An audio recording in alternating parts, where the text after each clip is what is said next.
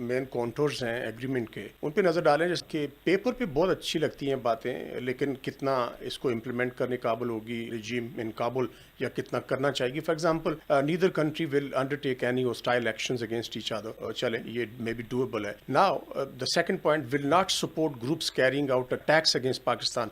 ये एक बहुत बड़ा चैलेंज होगा तालिबान रिजीम के लिए, क्योंकि लेकिन तालिबान हम इस पे आकर हमें जवाब देंगे कि जी हमारा उन पे कंट्रोल ही नहीं। इसीलिए बहुत कैटेगोरिकल बात कही थी फील्ड मार्शल साहब ने।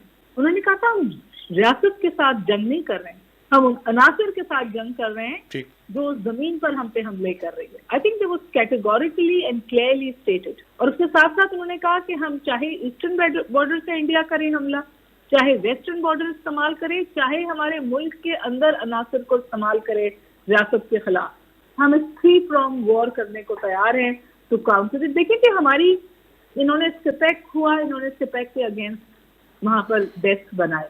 इस वक्त हमारे पास टेंजिबल एविडेंस है फंडिंग की और तहरीक तालिबान पाकिस्तान, उनकी ट्रेनिंग की इंडिया की तरफ से।